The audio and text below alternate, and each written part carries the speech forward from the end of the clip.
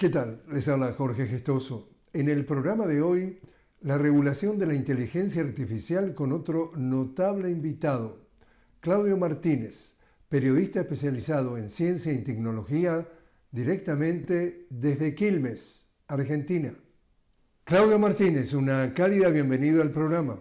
Hola Jorge, un gusto hablar con ustedes. Claudio, tú has dicho, y cito tus palabras, los presidentes y empresarios que vinieron a la cumbre de inteligencia artificial en París, que tú estuviste, se olvidan que el mundo que les da dinero y poder está lleno de seres humanos y hablas de la posibilidad de crear, dices tú, una especie de Naciones Unidas para controlar la inteligencia artificial. Cuéntanos por qué has hecho ese par de afirmaciones. Bueno, como sabrás Jorge, me tocó cubrir en las últimas semanas la cumbre de inteligencia artificial que se desarrolló en París y en particular el encuentro de presidentes y mega empresarios que hubo en la capital francesa, en el Gran Palais. Yo fui con mucha expectativa porque soy un seguidor del tema, no tanto desde el punto de vista tecnológico, que me interesa, sí, pero sí me interesan más las implicancias sociales, políticas, filosóficas del desarrollo de la inteligencia artificial. Y estoy convencido que los gobiernos tienen que encontrar algún sistema de regulación para que los 4 o 5 megaempresarios que están manejando hoy este desarrollo crucial para la historia de la humanidad encuentre algún tipo de rostro humano. Quiero decir, hoy está puesto en el foco, en el eje, en primer plano, el negocio que están desplegando estas corporaciones. Y la inteligencia artificial no es solo tecnología, fundamentalmente es un cambio cultural muy profundo, de los más profundos que ha enfrentado la humanidad. Se están planteando cosas, digamos, que van más allá de la superficie, donde estamos hablando, bueno, qué va a pasar con nuestros trabajos, qué va a pasar con la educación, qué va a pasar con la cultura. Son temas verdaderamente importantes, Jorge, pero en un plano más profundo, la humanidad a través de la inteligencia artificial empieza a discutir otras cosas, cambios cognitivos muy importantes que ya están ocurriendo. La inteligencia artificial es una revolución fluida, no una revolución tajante, y por lo tanto es necesario que los gobiernos, que los gobernantes, que nuestros representantes se involucren en la discusión y que no dejen todo en manos de esas 4 o 5 corporaciones que están eh, liderando este desarrollo. La expectativa era que se diera un paso en ese sentido.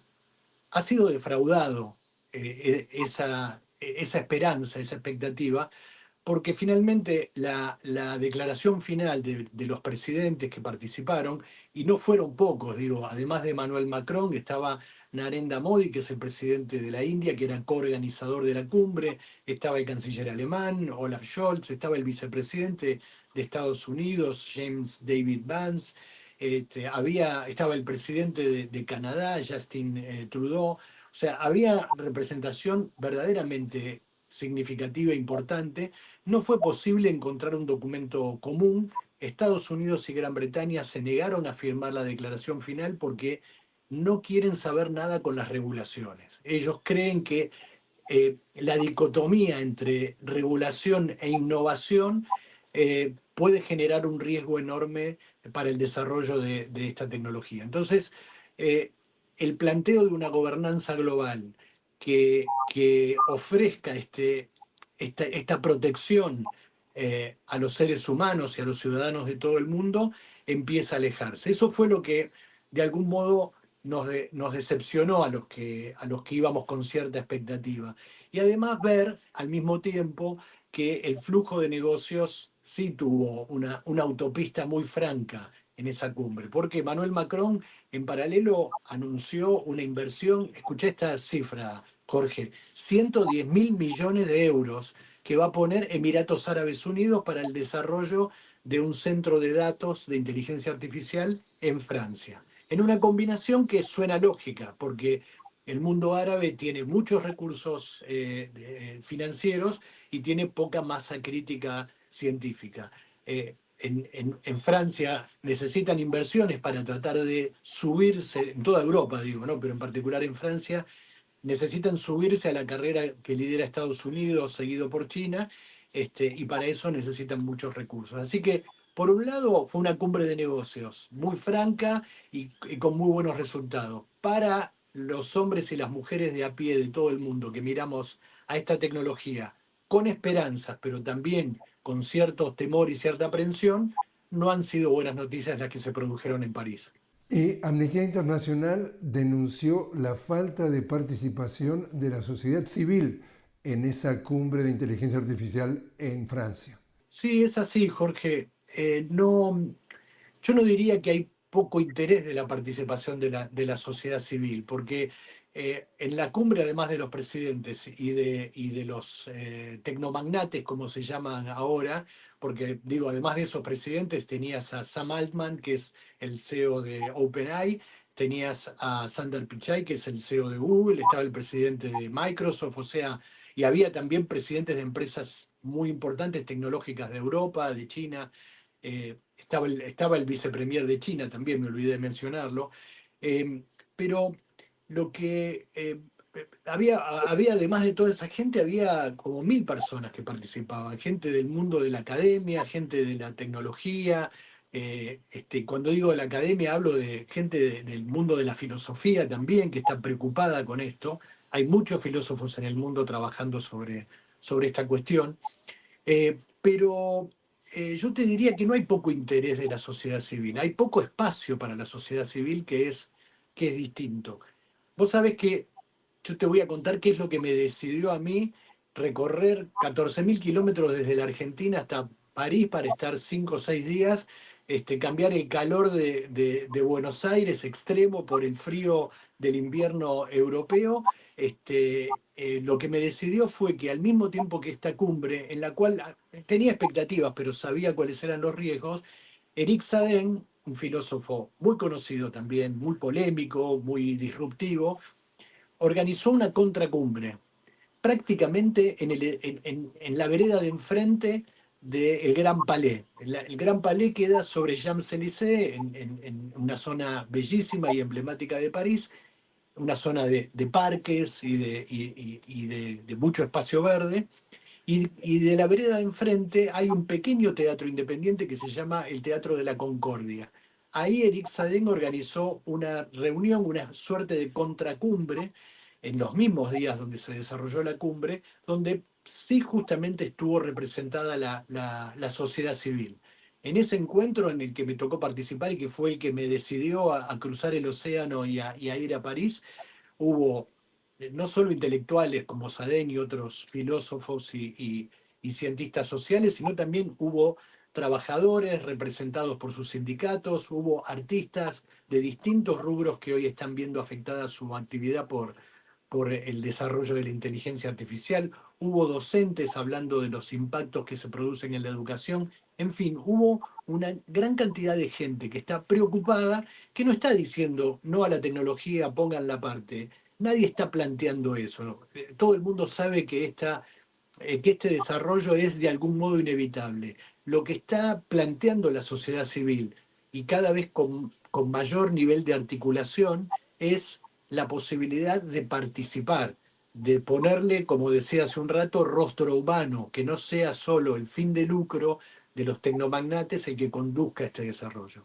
Y en ese sentido también otra de tus grandes preocupaciones es el impacto ambiental de todo esto. Exactamente. Una de las mesas redondas que hubo en el encuentro de la contracumbre de París, tuvo una participación interesante del mundo del ambientalismo. Pero no solo los activistas, sino que lo interesante es que había un funcionario del gobierno francés al que invitaron para hablar de cuáles eran los impactos que ellos veían en el desarrollo de la inteligencia artificial. Y eso a mí me ayudó, Jorge, a entender los distintos planos que se plantean en este sentido.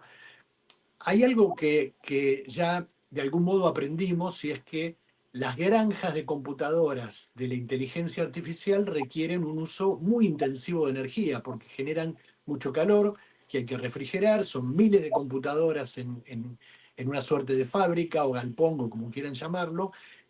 Aquí tenemos la visión del presidente de Argentina, que les ofrece a Elon Musk y a otros magnates instalarse en el frío de la Patagonia, que sería como un refrigerante natural para todo eso, pero está claro que la inteligencia artificial, tal como la está pensando Silicon Valley, requiere una enorme cantidad de energía. O sea, todo lo que está planteado en la Agenda de 2030, de transición energética, y todas cuestiones que digamos, el mundo global viene discutiendo hace bastante tiempo, se ve amenazado por esta necesidad de volver a aumentar el impacto humano en el ambiente a través del uso mucho más intensivo de energía. Bueno, también hay, digamos, las alternativas de usar energías más limpias como la energía nuclear, y están de moda ahora los reactores modulares, que son reactores pequeños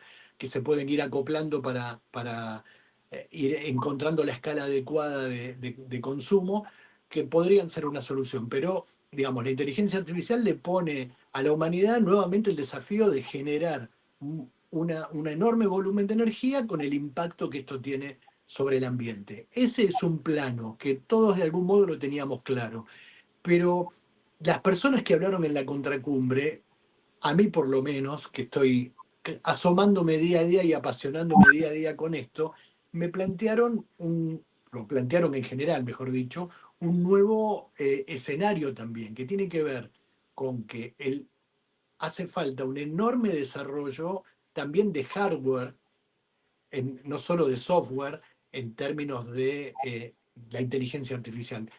¿Qué implica esto? Una sobreexplotación de las minas de litio y de cobalto. Son minerales que requiere digamos, la construcción de la maquinaria y el hardware que hace falta para el desarrollo de la inteligencia artificial. Y esto también tiene impacto en el ambiente. Eh, la verdad que hay una enorme preocupación en el mundo del medio ambiente. La, digamos, el retorno de Donald Trump al gobierno de los Estados Unidos y su agenda de drill baby drill, digamos, o sea, volver a perforar y seguir utilizando los combustibles fósiles para generar energía, plantea, en combinación con esta necesidad de energía de la inteligencia artificial, escenarios muy complejos. O sea, hoy el mainstream de los gobernantes en el mundo, al que se suma nuestro presidente Javier Milei, no está produciendo buenas noticias para lo que tiene que ver con la preservación del planeta, Jorge. Claudio, te invito a hacer una pequeña pausa. Estamos hablando con Claudio Martínez directamente desde Quilmes, en la Argentina, sobre la regulación de la inteligencia artificial. Claudio, periodista de ciencia y tecnología. Enseguida regresamos.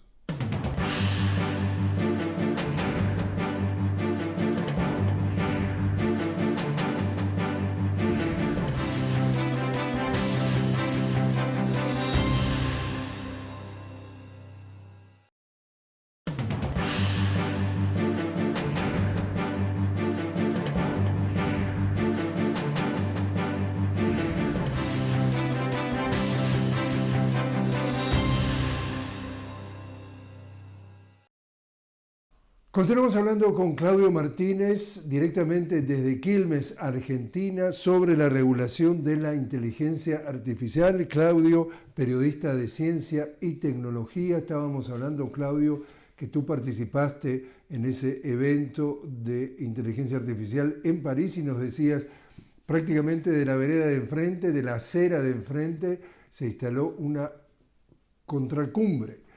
Pregunta: hemos escuchado tus versiones de las inversiones, por ejemplo, del mundo árabe en Francia, con cientos y miles de millones de dólares para desarrollar, pero ¿dónde queda el sur global? Porque todo lo que estuvo pasando allí era la cita del norte global. ¿Dónde queda el sur global frente a esta realidad?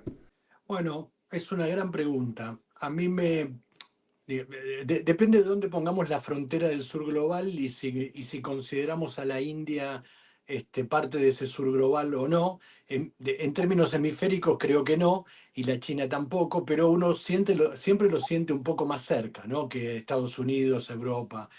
Eh, Vi muy dinámico al presidente de la India, Narendra Modi. Obviamente China tiene intereses y desarrollos que han resultado muy disruptivos en el último tiempo. Yo decía, y hice un acento cuando hablaba del consumo de energía en el modelo de inteligencia artificial que plantea Silicon Valley, porque la aparición de DeepSeek hace menos de un mes, que es el desarrollo de inteligencia artificial propuesto por China, es un modelo que consume muchísima menos energía, porque no es el modelo de grandes granjas de computadoras, sino que usa un poco todas las computadoras y todos los celulares y teléfonos y dispositivos que utilizan la energía, lo usa DeepSeek para generar volumen de procesamiento de datos. Entonces, digo, hay ahí alternativas, pero si nos acercamos un poquito más a nuestro mundo, a mí me llamó la atención ver una ausencia importante de nuestra región en ese sentido, lo cual no quiere decir que no lo estemos pensando. Hay modelos que son bien interesantes. Por ejemplo, el que está presentando el presidente Gustavo Petro en Colombia. El presidente Gustavo Petro en los últimos días ha planteado un desarrollo muy importante, muy soberano en términos de inteligencia artificial.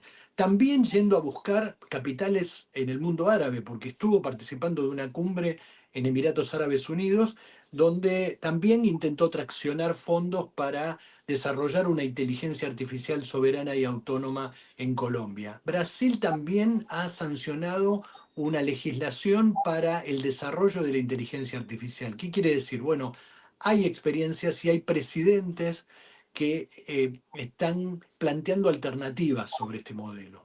Hay otros que prefieren comprarlo hecho. O sea, y ahí hay una diferencia importante. Hay algo de lo que cada vez se escucha más, Jorge, y que es el algoritmo soberano. ¿Qué quiere decir esto?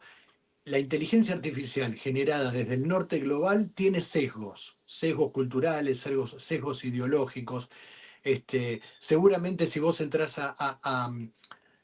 digo, para citar un ejemplo que a los argentinos nos genera mucha conmoción y mucha empatía, si uno indaga en el mundo de la inteligencia artificial generada en el norte global sobre el conflicto del Atlántico Sur, a las Malvinas se las llama Falklands.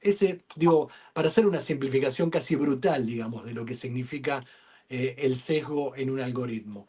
Por eso es importante que los países se involucren, porque si no, la receta que llega cocinada desde una cultura y desde una ideología que no es la nuestra.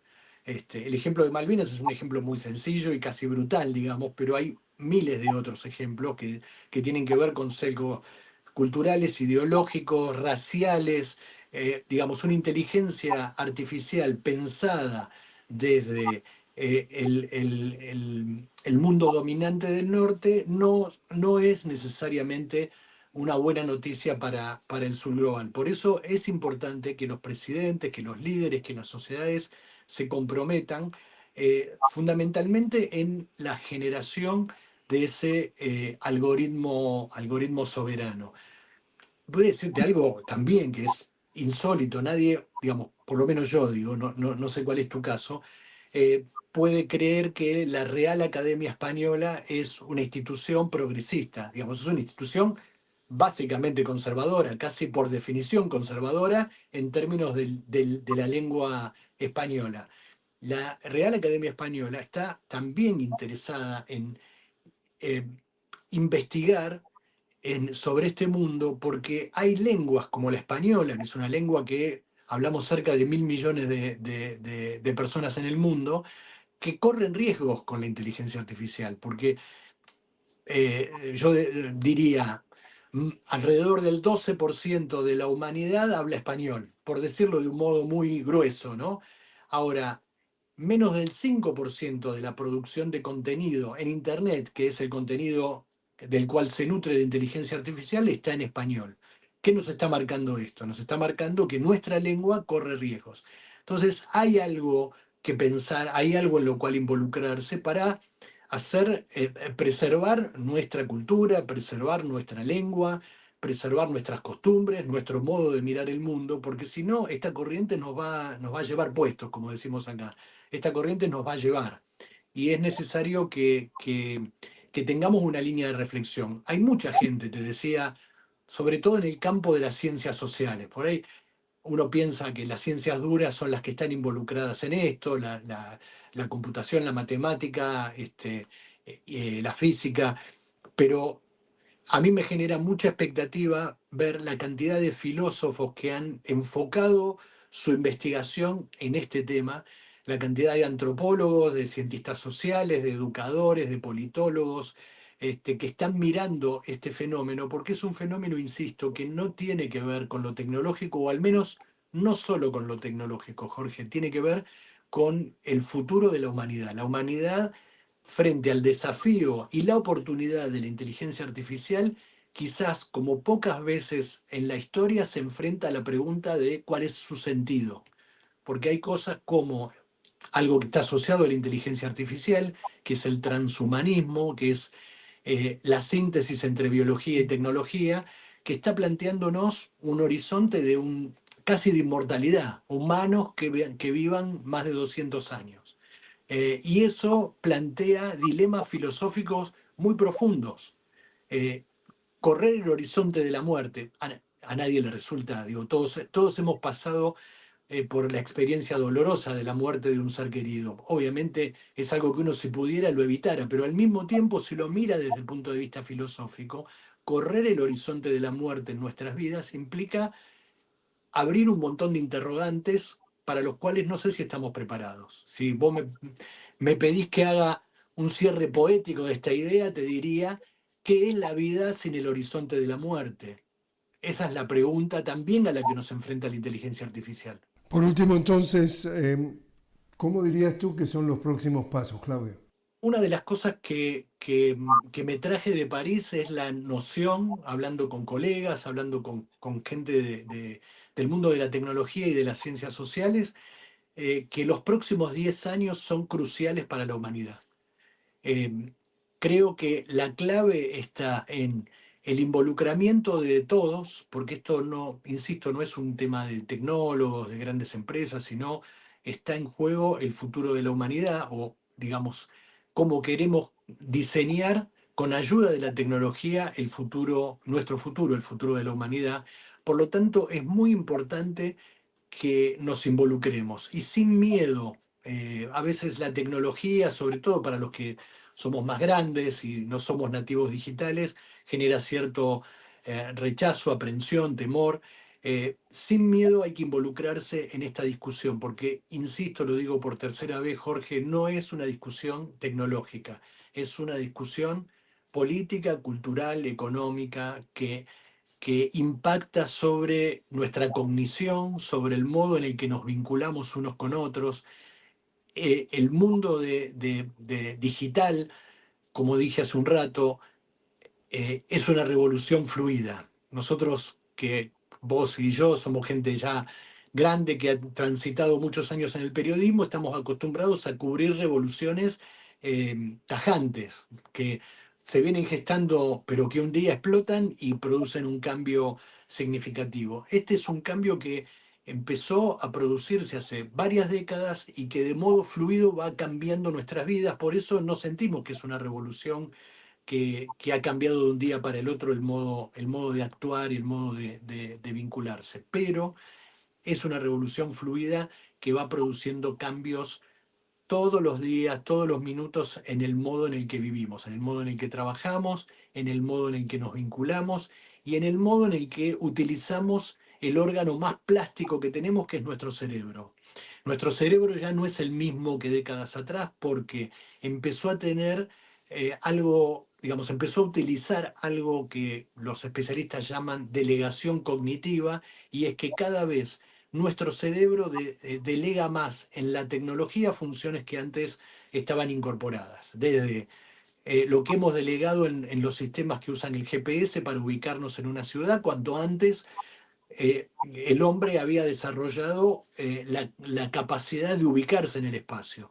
Estamos perdiendo la capacidad de ubicarnos en el espacio porque usamos el GPS para hacer digamos, ir a 10 cuadras de nuestra casa, digo, en un modo exagerado. Y también el modo en el que nos comunicamos. Esta maravilla que nos permite, vos estando en un país y yo en otro, estar comunicados y poder hacer esta nota sin que vos tengas que venir hasta Quilmes ni yo tenga que ir hasta los estudios, también tiene contrapuntos o contrapartes que son, si se quiere, complejas, que hay que prestarle atención. O sea, tenemos que involucrarnos para prestarle atención y ver cómo podemos seguir siendo humanos, podemos seguir mejorando nuestra especie sin ponerla en riesgo. Claudio Martínez, muchísimas gracias por haber estado con nosotros. Gran abrazo, un placer, Jorge, un placer y siempre toda mi admiración.